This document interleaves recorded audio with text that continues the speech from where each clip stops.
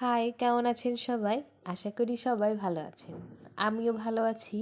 তবে ঠান্ডাটা এখনো কমেনি। আজকের রান্নাটার একটি বিশেষত্ব হচ্ছে আজকে গুঁড়া মশলা দিয়ে রান্না করব না, আজকে বাটা মশলা দিয়ে রান্না করব। বাটা মশলা দিয়ে রান্না করব কারণ হচ্ছে আমার বাসায় গুঁড়া মশলা শেষ হয়ে গিয়েছিল আর আমার হাজবেন্ডের আসতে আসতে লেট হয়ে যাবে, তাই কষ্ট করে হাত ব্যথা করে বাটা মশলা দিয়েই রান্না করেছি। আজকে আমি রান্না করব চিকেন ঝাল ফ্রাই।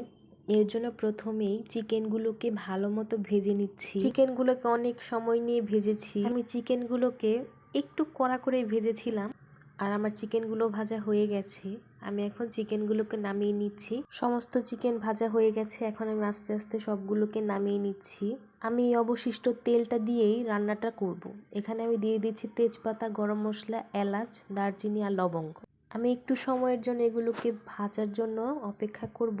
এগুলো একটু ভাজা ভাজা হয়ে এলে আমি এখানে দিয়ে দেব পরিমাণ মতো পেঁয়াজ কুচি। পেঁয়াজগুলোকে দিয়ে ভালো মতো নেড়ে চেড়ে নেব। আস্তে আস্তে পেঁয়াজগুলোকে ভাজতে থাকবো। ব্রাউন কালার হওয়া আগ পর্যন্ত পেঁয়াজগুলোকে ভাজবো। ভাজতে ভাজতে পেঁয়াজগুলো ব্রাউন কালার হয়ে এসেছে। এখন আমি এখানে দিয়ে দিচ্ছি আদা বাটা, রসুন বাটা আর সামান্য পেঁয়াজ বাটা। সমস্ত কিছু একত্রে দিয়ে দিয়েছি। তারপর সব কিছুকে নেড়ে চেড়ে মিশিয়ে নিব কিছুক্ষণের জন্য। সব কিছু মেশানো হয়ে এলে এখানে দিয়ে দিচ্ছি জিরা আর পোস্ত দানা বাটা। আমার কাছে ছিল বলে আমি দিয়েছি, আপনাদের কাছে থাকলে দিতে পারেন, না থাকলে নাও দিতে পারেন। তারপর এগুলোকে ভালো মতো মিশিয়ে নেব। তেল উঠা উঠা হওয়া আগ পর্যন্ত মিশাতে থাকবো। প্রথমেই বলেছিলাম বাটা মশলা দিয়ে রান্না করব, এর জন্য আমি এখানে হলুদ বাটা দিয়ে দিলাম। বাটা দিয়ে ভালো মতো নেড়ে চেড়ে মিশিয়ে নিচ্ছি। তারপর আমি দিয়ে দেব মরিচ বাটা। অবশ্য আমার এই বাটা মশলা তো পরিমাণটা তেমন একটা আইডিয়া ছিল না, কারণ আমি বাটা মশলা দিয়ে তেমন রান্না বান্না করি না। আমি অনেক ধৈর্য নিয়ে মশলাটা কষাচ্ছিলাম, অনেকটা আস্তে আস্তে ধীরে সুস্থে।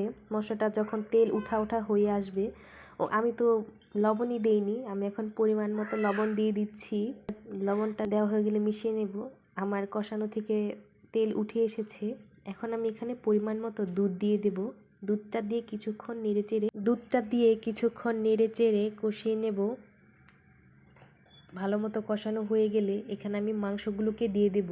মাংসগুলো সেদ্ধ হওয়ার জন্য চুলার আঁচটা কমিয়ে বসিয়ে রাখবো।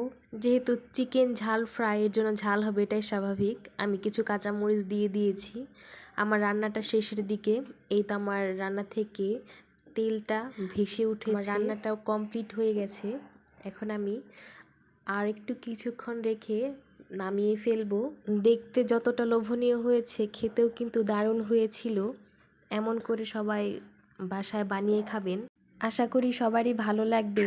এমন করে মাংস একবার হলেও রান্না করে খেয়ে দেখবেন। আর ভালো থাকবেন সবাই।